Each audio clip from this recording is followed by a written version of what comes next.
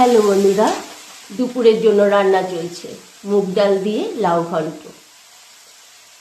দেখে খুব সাধারণ মনে হলেও এর যে কত টেস্ট আর কত পুষ্টি যারা খায় তারাই জানে। আর জানতে গেলে সেটা ব্যাঙ্গালোর বা চেন্নাই বা ভারতবর্ষের যে কোনো রাজ্য থেকে কিছুদিন থেকে আসুন, তখনই বুঝবেন বাংলার রান্নার কী টেস্ট। বুঝলেন? চলো তাহলে আমরা সেই সহজ রেসিপি লাউ ঘন্ট, মুগ ডাল দিয়ে লাউ ঘন্ট রান্না করাটা ঝটপট শিখে ফেলি।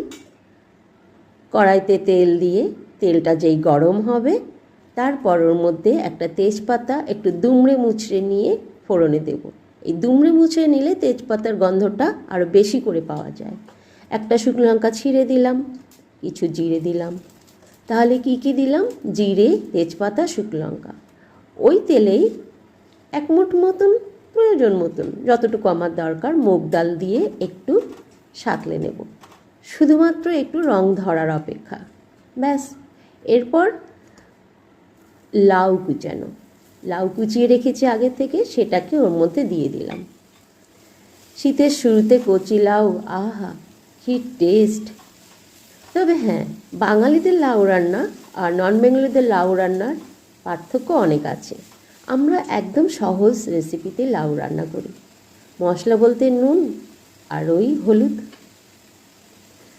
আর লাউ যেহেতু হালকা পুলকা খাবার, ওতে খুব বেশি ঝাল দেওয়া যাবে না, তাই ছোট একটা লঙ্কা চিড়ে দিলাম। এইবার এটাকে সাঁতলে নিয়ে জল দিয়ে দেব। আর জলটা যেই ফুটে উঠবে তারপর ওটাকে ঢেকে দেব।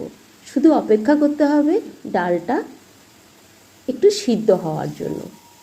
কচি লাউ, লাউ থেকেও জল বেরোবে, তবুও অল্প করে জল দিতে হবে যাতে মুগ ডালটা সিদ্ধ হয়ে যায়।